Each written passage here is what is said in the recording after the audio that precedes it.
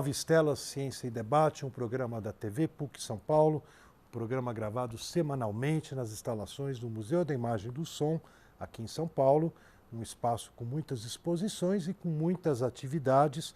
Nós promovemos encontros debatendo a ciência, a educação, a sociedade, aqui no Nova Estela, e nesse mesmo lindo auditório, mensalmente nós temos o Cine Ciência, que traz um filme seguido de debate. Tivemos esse mês o Alice no País das Maravilhas e um debate do ponto de vista lógico, matemático e literatura. Foi um show de bola. Bom, Nova Estela muitas vezes recebe professores do próprio programa de História da Ciência e Tecnologia da PUC, mas também recebe convidados de outras universidades e até de outros países, como hoje nós temos o querido Davi Windhorst, que é um psicólogo brasileiro naturalizado israelense, onde ele vive, tem se destacado em Israel entre os ativistas que desenvolvem iniciativas de convivência pacífica entre israelenses e palestinos. Ele mora na cidade de Naharia, que está no norte, lá perto do Líbano, se eu não me engano. Exato. Já estive lá uma vez, muito bonito o lugar. Quando está em paz é melhor ainda, né? E ele fundou em 2008 o Centro Alternative for Peace, Alternativa para a Paz, que desenvolve projetos como colônias de férias, conjuntas com crianças judias e árabes. Ele acompanhou aqui no Brasil a sua querida mãe, a Maggie Windhorst, né, que esteve aqui para uma merecida homenagem, gravou o Nova Estela, quem quiser no YouTube encontra a Maggie. E hoje eu convidei aqui o Davi, aproveitando a sua estada no Brasil, para tratar de um tema muito caro, muito importante para nós todos, que é a questão de uma educação voltada para a paz. Davi, bem-vindo ao Nova Estela e conta para nós que mexigás, que loucura é essa que você tenta fazer num momento tão difícil, na verdade, né? Ok. Antes disso, só um parênteses, que eu vi a tua entrevista com minha mãe, você falou que você vem do mundo da física. Eu, em 73, estudei física na USP e estudei pelo mesmo método que você comentou no livro, que era um método de que você avança de acordo com aquilo que você sabe, ou é 0 ou é 10, ou você passa ou você não passa. Você também pegou personalizado? E peguei personalizado. Com a Vera, com o italiano Villani. Eu peguei principalmente com o professor Rosenberg, que tinha um livro de física do primeiro ano, Introdução à Física, de 10 capítulos. E eu comento isso porque isso foi assim um primeiro contato meu muito forte com a área da educação, que depois eu vou resgatar. Depois que eu fui para Israel, estudei física e matemática, eu vou estudar pedagogia, e aí adotei o primeiro método de Paulo Freire, porque eu fiz um trabalho em favelas em Israel, que não são como as favelas aqui no Brasil.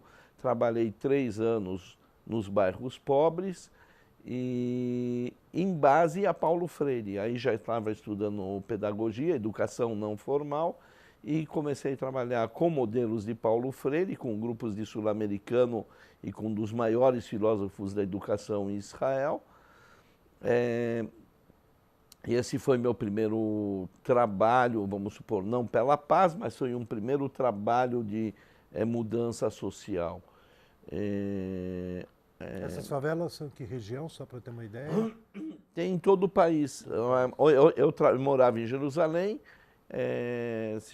os bairros se chamavam Katamonim, eram 8 bairros que faziam esse bloco Katamonim, que eram de famílias numerosas que vieram refugiadas dos países árabes, e vieram 600 mil pessoas e tiveram que ser instaladas imediatamente em moradias. No primeiro momento elas moraram em tendas e depois passaram a morar em blocos, em casas, conjuntos residenciais muito concentrados, tinham 50 a 60 metros quadrados cada apartamento, com famílias, famílias da região árabe, quer dizer, famílias numerosas, com 6, 7, 8 filhos, e se tornou um antro de delinquência com o tempo, por uma falta de adaptação social, econômica, trabalho, eles não tinham uma formação de escolar. E aí nós fazíamos com eles um trabalho social com crianças até adultos. O meu trabalho era a criação de um grupo que se chamava As Tendas, que foi um grupo de manifestação social pacifista. E lá começa o meu trabalho em relação à paz, baseado em trabalho de Paulo Freire. Muito bom, a PUC fica lisonjeada, afinal Paulo Freire foi personalidade fundamental aqui na educação.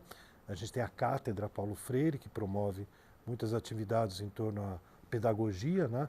E muito bacana você lá em Israel tá usando, a gente sabe pelo mundo inteiro, agora temos mais uma contribuição. Mas vamos lá, daí você avançou nessa ideia da paz e educação, e o que rolou, como é que chegamos na colônias de férias?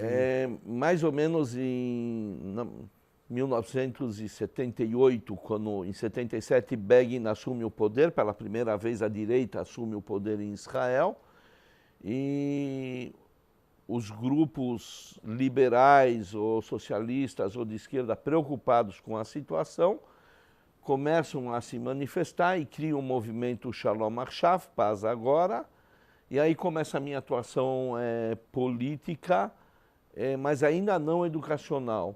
Durante quase 20 anos eu trabalhei em movimentos políticos, atuei em movimentos políticos, e pró-paz, pró-Palestina, pró-Estado palestino, e só em 2005, 2006, quando eu saio de Jerusalém, da região do centro de Israel e vou morar na Galileia, é que aí eu começo a tentar fazer um trabalho educacional nessa área. A Galileia, ao contrário de todo Israel, a Galileia é formada por 500 mil de judeus, a nível de habitantes, 500 mil de judeus e 500 mil de árabes, a maior parte deles palestinos. Nazaré está lá, né? Nazaré, Eu visitei Nazaré. Nazaré, Haifa, Acre, aldeias árabes, tanto cristãs como muçulmanas. E esse contato, o que havia na Galileia, é que é um contato muito positivo, existe uma relação muito positiva, construtiva entre judeus e palestinos. Mas não existe mais do que isso. Uma criança judia, uma criança palestina estudam em sistemas escolares separados, não por uma questão de racismo ou de apartheid, como querem determinar, mas simplesmente por uma questão cultural, religiosa, que se permitiu. Os árabes pediram para estudar num sistema separado também, e se ensina em árabe, ok? E a partir...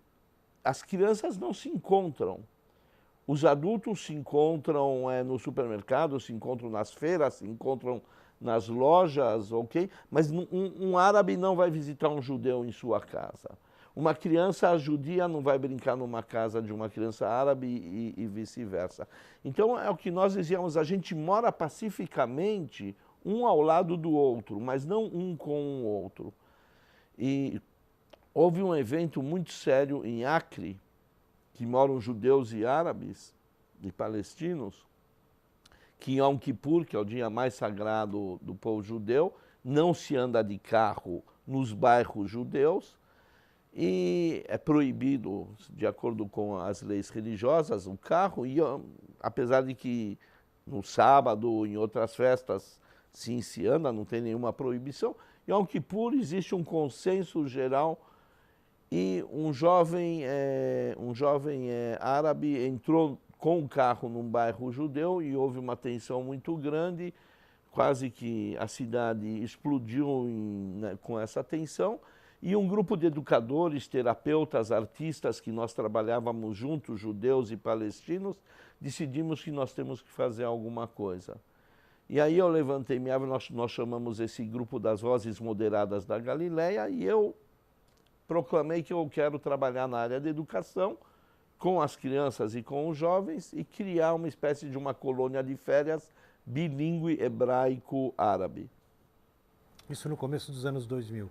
Isso no começo, volta de 2005, um pouco depois, inclusive, 2006, 2007. E assim começou essa ONG. Nós recebemos um lugar de uma espécie de um kibbutz, que foi fundado por protestantes no norte da Galileia, e eles abriram as portas ao diálogo interreligioso e ao diálogo entre judeus e palestinos.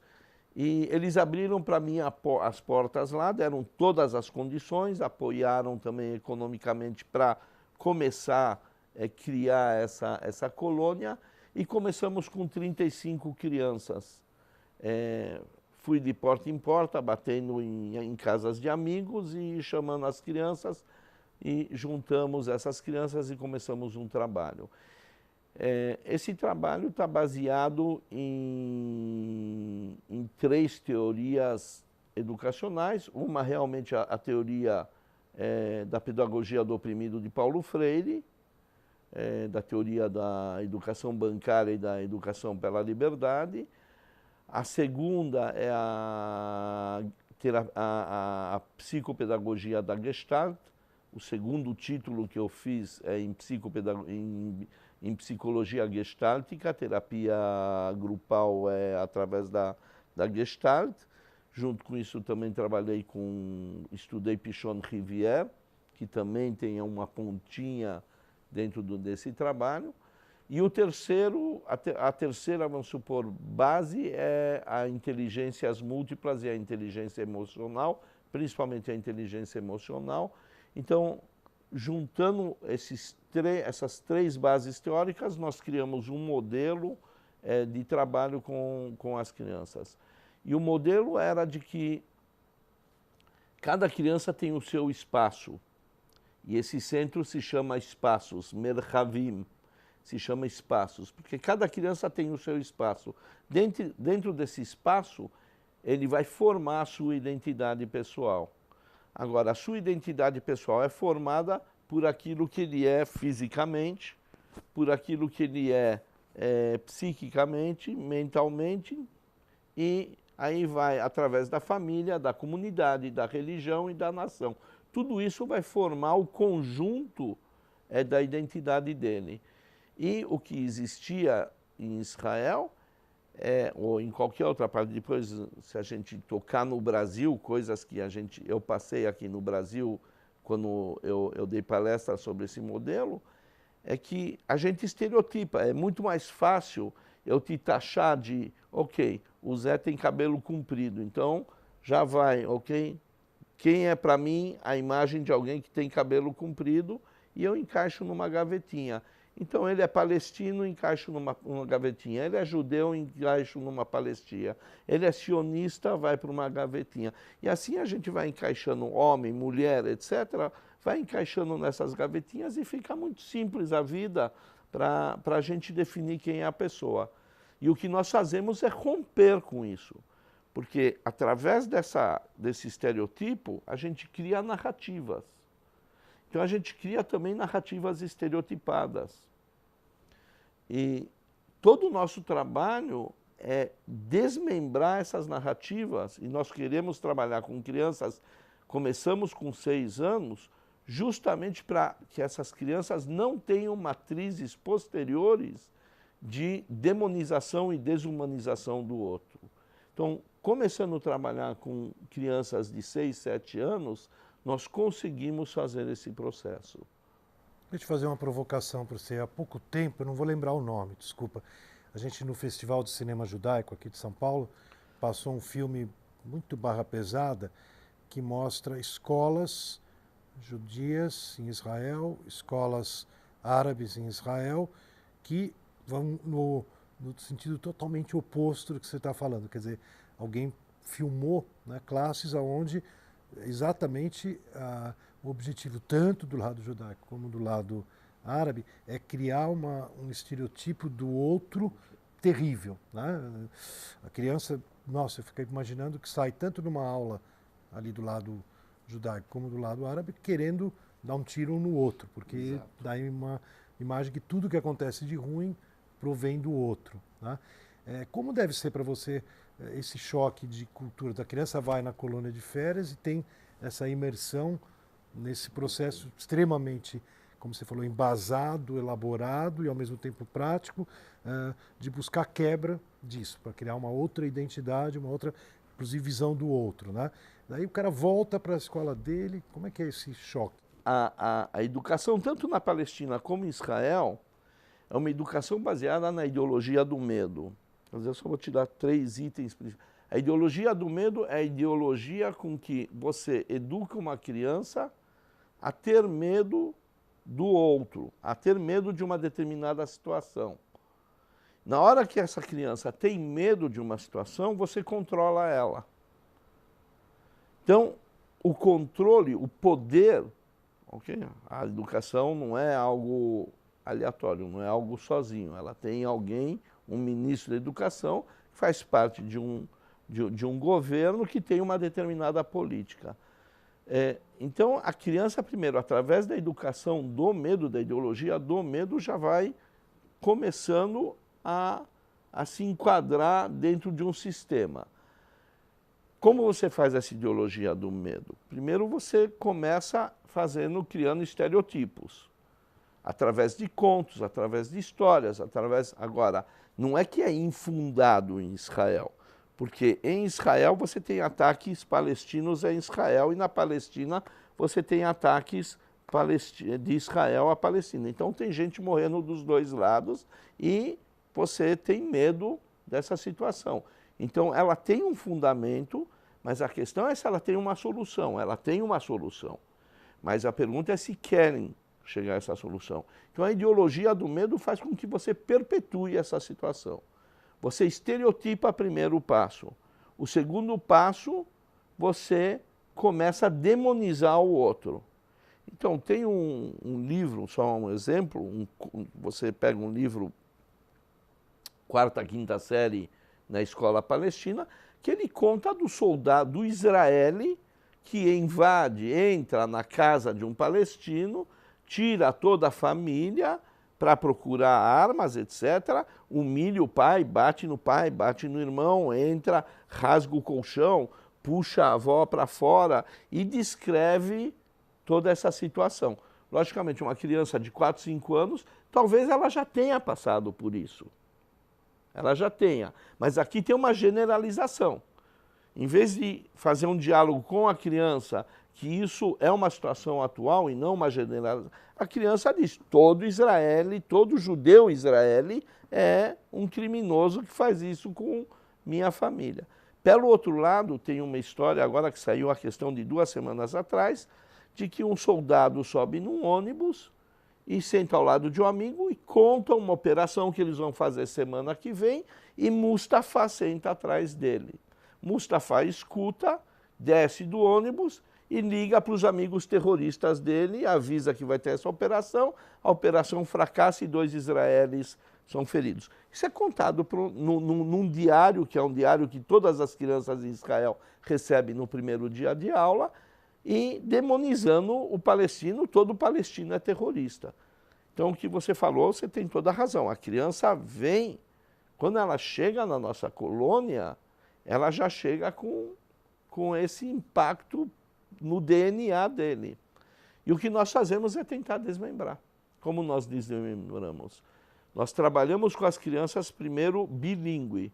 Em cada grupo, tem judeus e palestinos, se fala hebraico e árabe e o tempo inteiro se traduz. Quer dizer, a criança fala na língua que ela se sente segura.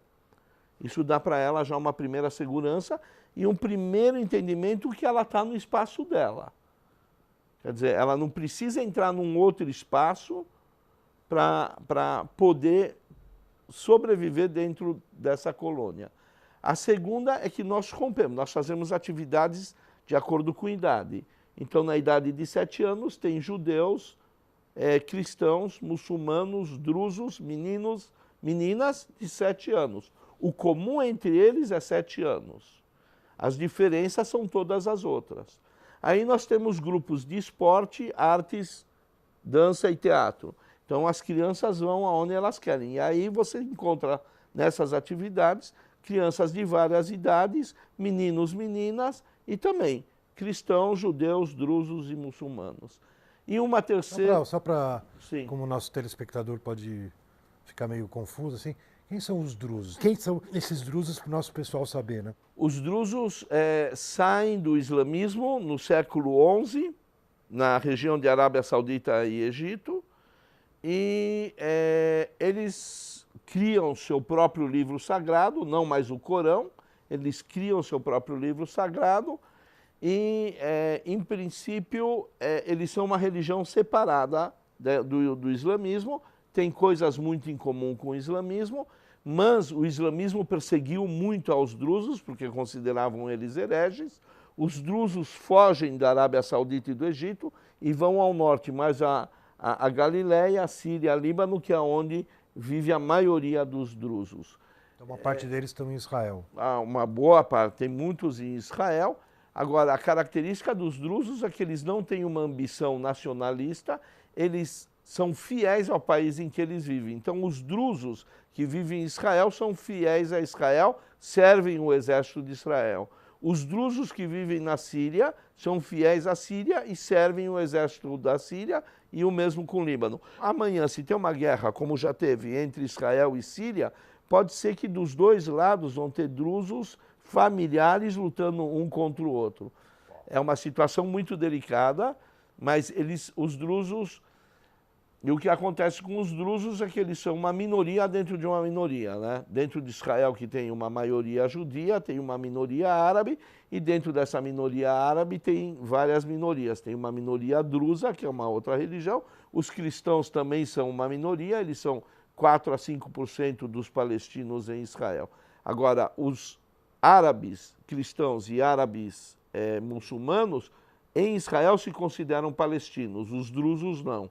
Os drusos se consideram somente israelis. Então, se você pergunta a um árabe em Israel o que você é, não a um druso, ele vai te dizer, eu sou palestino cidadão de Israel. Legal. Então, agora voltando ao que você estava dizendo, então, na atividade das colônias, você consegue colocar os 3 grupos em conjunto, né? E o que acontece é que, de repente, a criança começa a perceber que a identidade dela não é só aquilo que taxaram para ela na escola ou na sociedade, judeu e árabe, ok? Ele é um árabe, menino, que gosta de futebol, e ao lado dele tem um judeu, menina, que gosta de futebol, e eles vão jogar juntos. Então, o comum entre eles, de repente, é o esporte. Por outro lado, o comum entre eles é a idade. Por outro lado, o comum entre eles é que eles são meninas ou são meninos. E dessa forma a gente consegue, sem falar em paz, criar um ambiente de diálogo, de paz, no qual as crianças entendem que a identidade delas é muito mais complexa. Fora disso, nessas colônias nós usamos o que nós chamamos de Malachei Shalom. Malachei Shalom são os anjos da paz. De cada grupo sai um representante, nós formamos uma comissão dos Anjos da Paz, que o objetivo deles é mediar qualquer situação de conflito dentro da colônia. Então, se 2 crianças brigam, uma das crianças pode pedir mediação da comissão, então cada um vem, conta a sua narrativa, a gente já começa a contar sobre narrativas, conta a sua narrativa e aí trata-se de se mediar. Em vez de julgar, porque no julgamento a gente diria essa narrativa está certa e essa narrativa está errada. Aqui existe uma mediação entre as narrativas. Só vou te contar uma curiosidade. Na nossa colônia de férias é proibido gritar, que um monitor grite com a criança. Eu cheguei um dia e uma criança fez algo que me irritou muito e eu gritei com ela. Ela te acusou. Depois de 1 hora, me chamam na comissão. Dizem, Davi, você está sendo chamado. Eu falei, tudo bem, então, querendo que eu vá ajudar alguma coisa. Chego lá, Davi, você veio aqui para fazer mediação.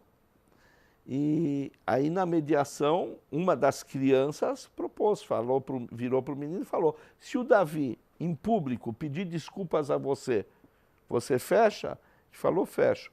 Ele virou para mim, Davi, você fecha? Falei, fecho. Tive que ir em público, sou o diretor da ONG, tá?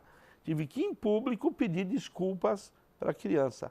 A mensagem que foi transmitida, não preciso falar em paz, não preciso falar em direitos humanos, não preciso fazer discursos verbais, a própria ação já entrou. E aí eu volto àquilo que você perguntou. Uma criança que já estava há 3 anos, porque todas as crianças voltam 3, 4, 5 anos até o 6º ano primário.